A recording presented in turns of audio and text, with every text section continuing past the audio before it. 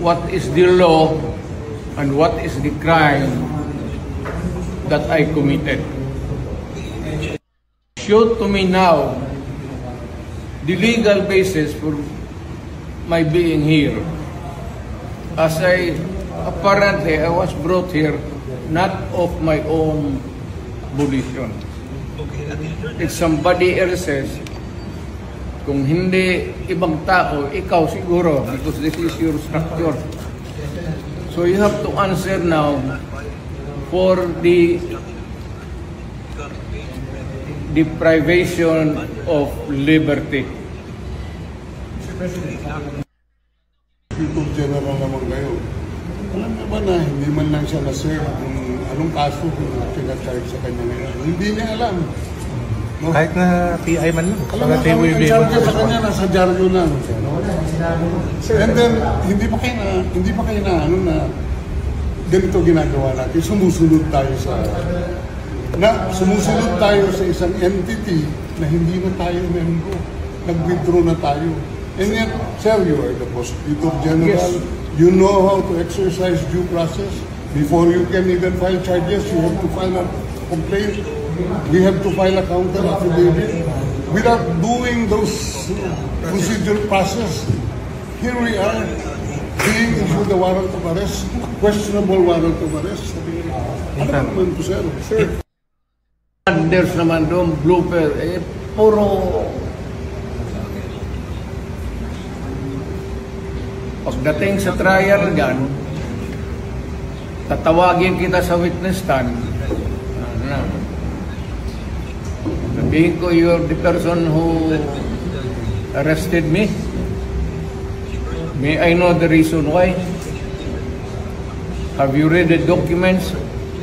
Or at least have you read the case at that time when you made the arrest? So that you would be guided to what you should know. Yan lang yan.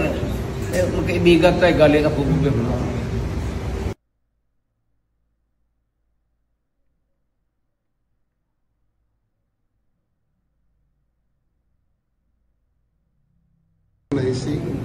Our obligations under the okay, sir?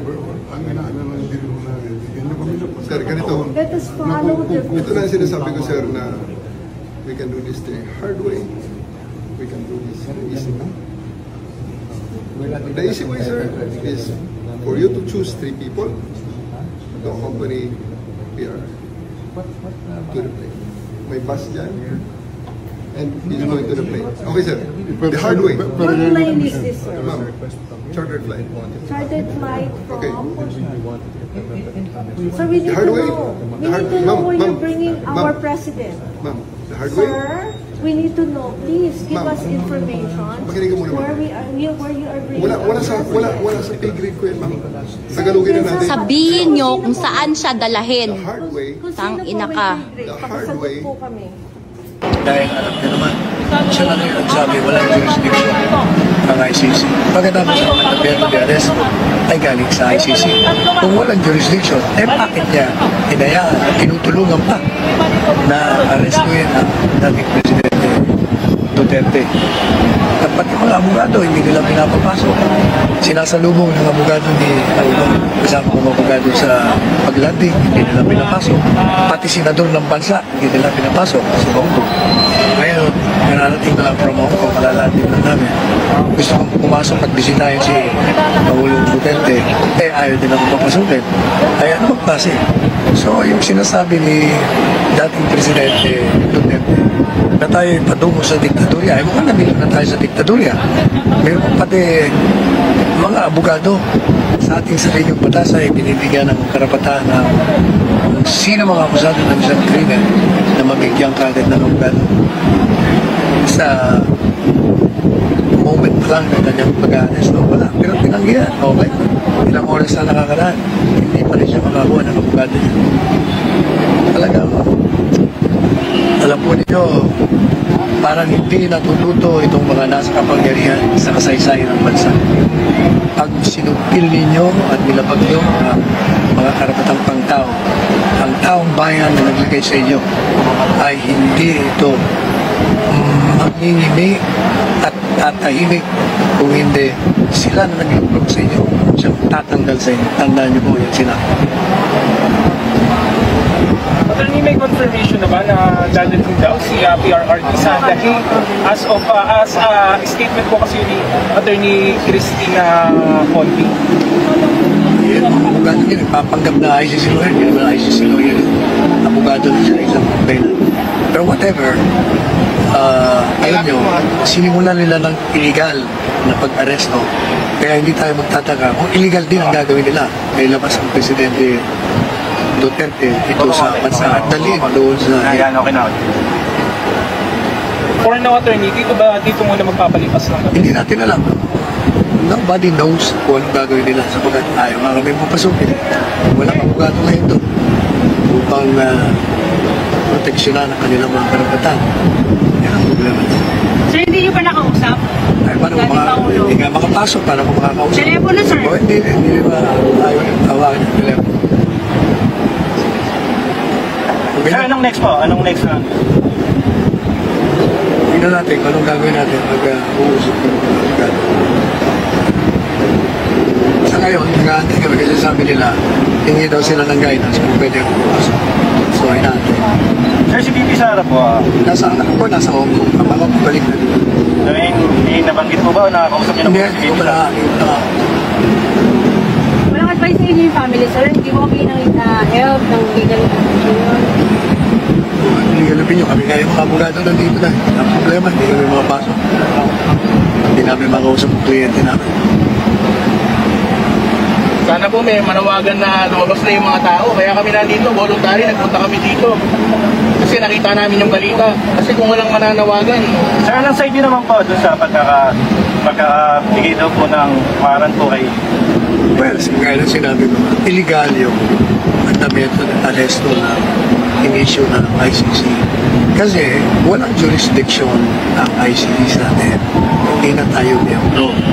Ngayon, yung ginamit nilang Interpol, mali rin yun kasi yung Interpol, ang mandato lang doon, ayusin at ipalam sa mga bansang miyembro kung nasaan yung hinahanap nila.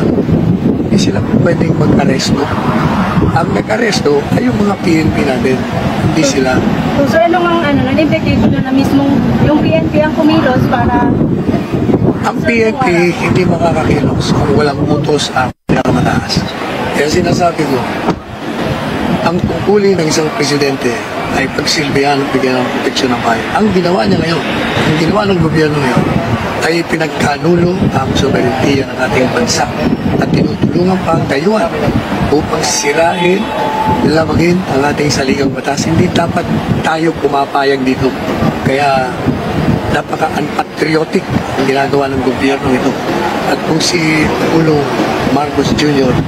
ang nagutos nito, sabay mananagot siya sapagkat impeachable ground ang kanyang ginawa sapagkat pinagtaksilan niya ang sumpang ginawa niya bilang presidente ng bansa na pangalagaan at ipagtanggol ang interes ng bansa at ng ating kasarilan.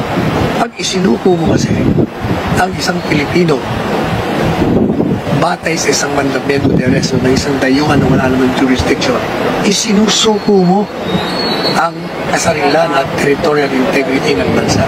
At yan ay culpable violation of the Constitution. Ito lang pag-deprive mo ng mga abogado.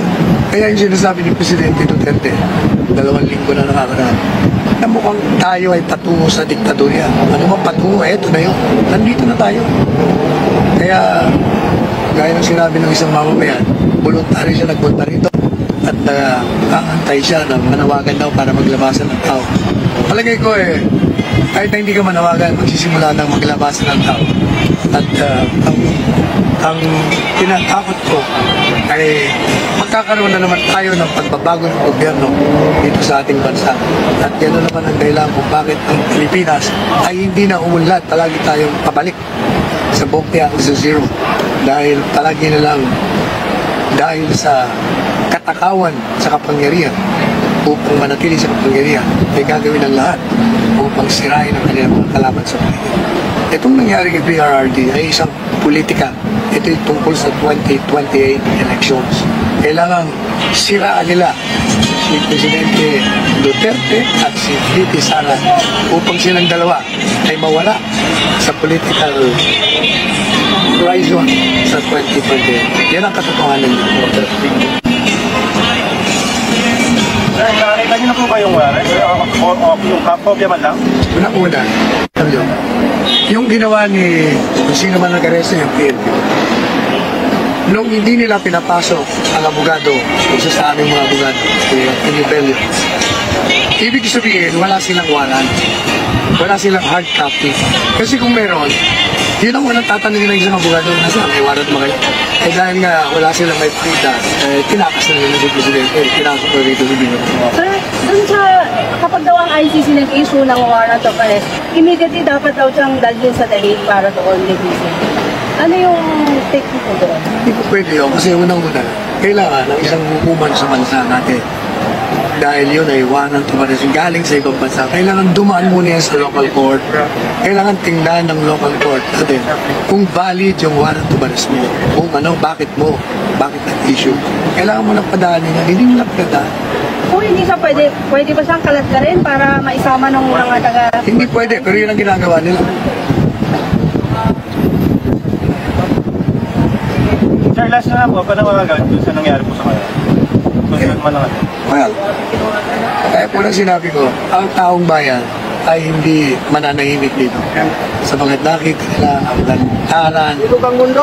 lantaran na paglabag sa karapatan ng Presidente Duterte na sa kanyang 6 na taon na po sa Pangunawan ay nagbigay sa atin ng kasaganaan, sinira niya ang kriminalidad, illegal na droga, pati yung mga terorista.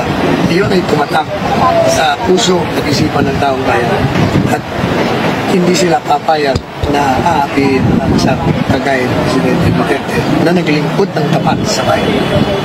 Kaya huwag kayo magtaka kung ang tao ay magsimula na maglabasan sa galit at magkaroon na naman ng tinatawag na political lakiban sa pamamagitan